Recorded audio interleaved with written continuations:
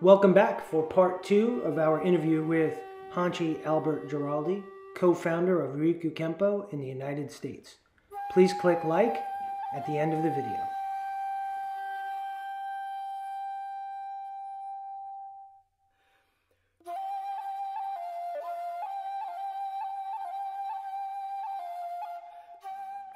Here is a picture of Hanshi Geraldi while in Okinawa at Maki Minato Dojo.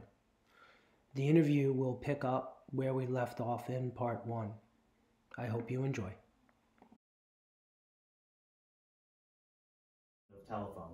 So is Ryukyu Kempo, or is it different?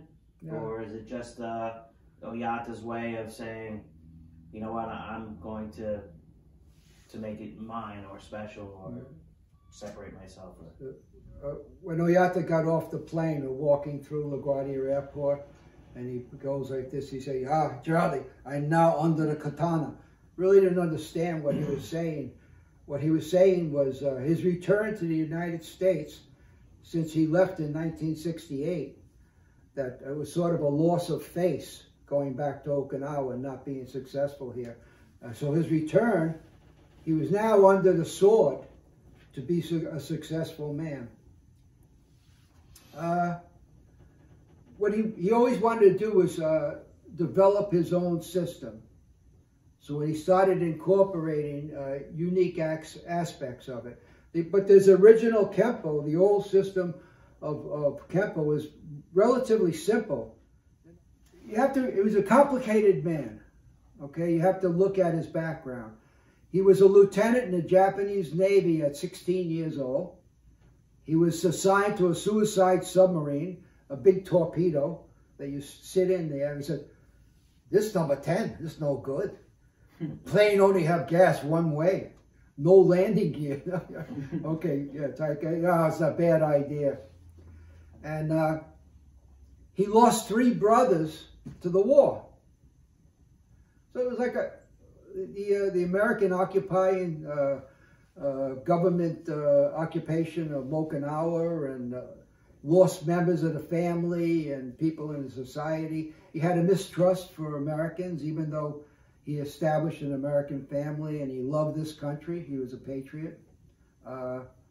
It's sort of like Americans take things and then they leave. They're experts. It was his favorite saying was 3 masters: Master Beta, Master Potato Head, and Master Motormouth. So that was his favorite saying. But during seminar, he'd come up and whisper in my ear, which he rarely did to anybody. He said, don't worry about this technique, this good technique. Keep them confused. So a lot of things, like what in the development of martial art to Tuite organization, what was in it, where did Tuite come from, what was to keep you confused, and what was actually old Kempo proven fighting system, and what has developed into Rute today was his development and his creation. So you make the decide. What is the true fighting system, and what is the development of the Rute system?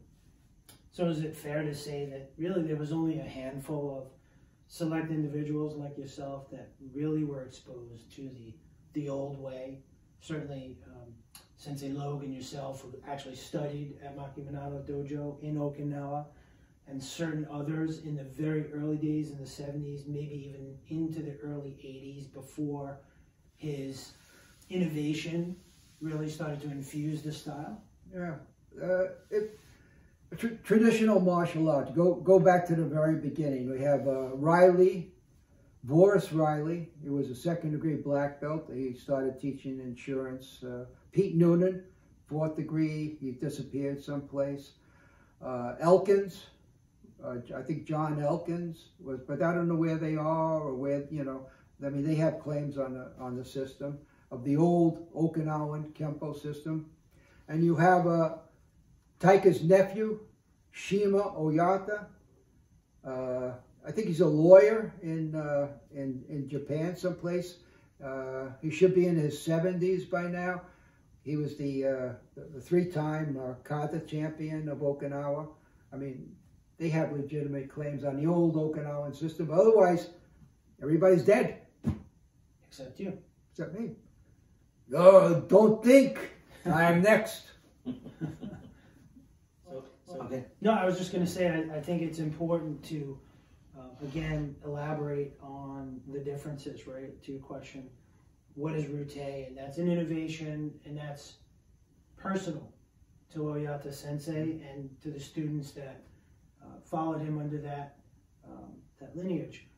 But being true to the old form, I don't even want to say the true form, but in a way it is. The true form of Okinawan Kempo, the Ryukyu Kempo that you and Mr. Wiswell and Sensei Lo founded here in the United States, is like the old hard fist way. The original. And I think that's one of the main purposes here, is really to help everyone that's watching understand that there are distinct differences, and it's important to understand that when someone says, I teach Ryukyu Kempo, really need to challenge the lineage for which they claim to be following, and at what point in time on the timeline they were exposed to that.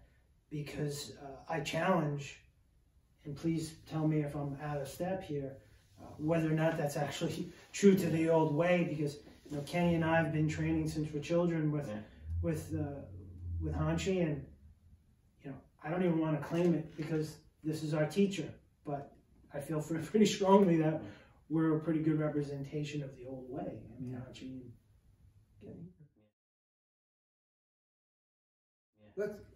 Let's go back to Taika on Okinawa. Taika's reputation was established on Okinawa with his school repeatedly coming in first place in the Bogu champion, his fighting skill. So other teachers would know that Oyata's school repeatedly came in first place in fighting.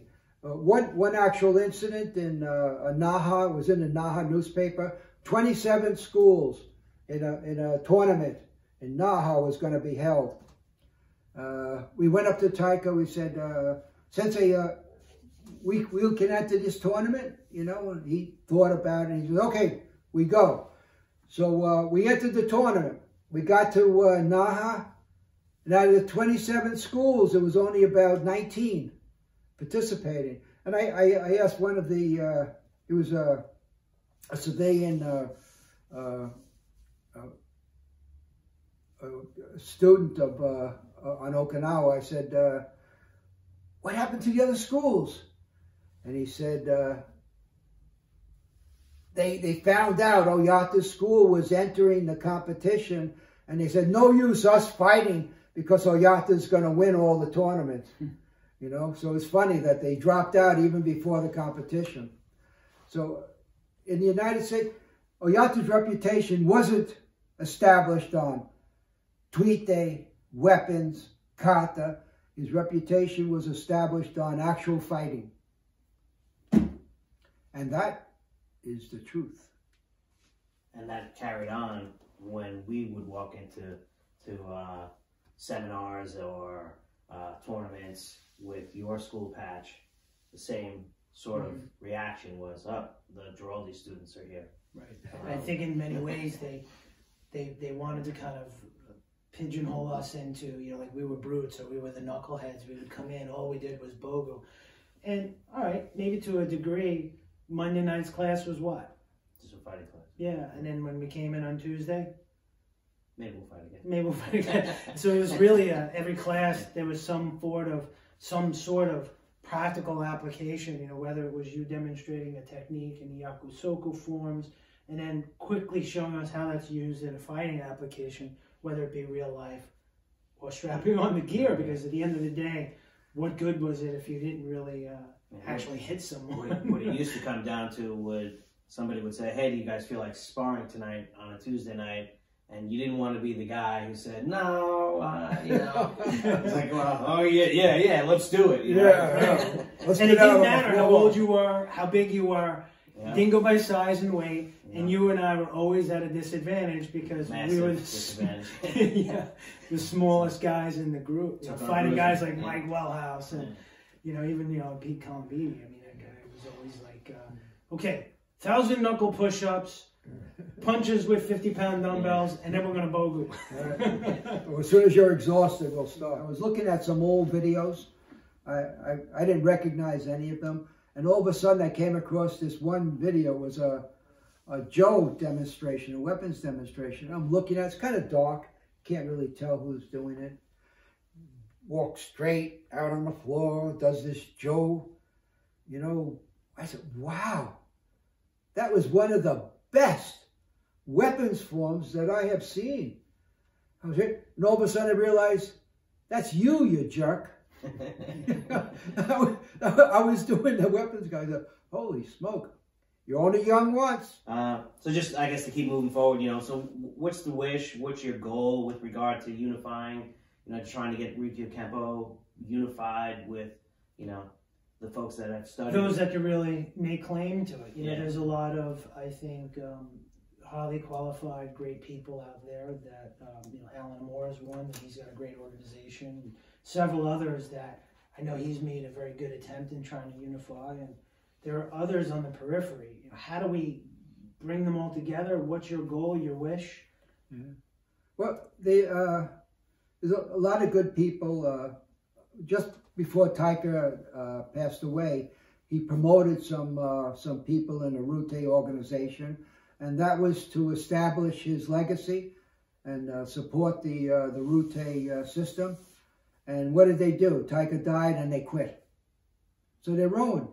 They have no authority. They have no sanction. Actually, they have no rank because they don't belong to the Rute organization. If they support the Rute organization, then their rank is legitimate. Just because you have a certificate, you could claim anything. You can go to the Okinawan noodle maker for a couple $1,000. You can have a certificate made up. At one point, the Ishinru was issuing certificates to Americans. American, I'll pay a couple $1,000 for it. It said Lobsterdon. And it goes very good with steak dinner. You get a nice Okinawan certificate, rank. And how can you go and go to another organization, get a certificate in a different style, and then go back and claim your rank in the present style you're in?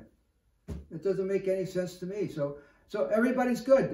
Rute is a very unique style, some gems that Taika introduced. I was kind of jealous in the beginning that he would actually demonstrate these things. But then I would watch, and it was like a voodoo magician show, a seminar. He just told me he's trying to confuse everyone. And I'd get up, and he'd look at I'd look at a technique, and he'd do, whoa! Pressure point, arm bar, takedown. I said, wow, really strong. And he'd do it really strong, Taika, that's too strong. No die, good technique. right. Then he'd vary the technique a little bit. Whoa! Go down, talk, talk in Japanese, touch a couple of pressure points. He'd change the technique entirely, do a completely different technique. Whoa, everybody, holy smoke, wow, is that great? I said, wow, yeah, but that was a different technique. Then he'd go back, he'd do a variation of the first technique. Then he'd do a third technique. And then he'd have everybody at a seminar practicing an entirely different practice exercise. So you'd go to a seminar, think, I'm gonna really learn something, and you go away, and maybe you knew one hand grab when you walked out the door. And we said, Taika, good job. Good job. Keep them confused. And oh, yeah, very good. Variations, changes. The master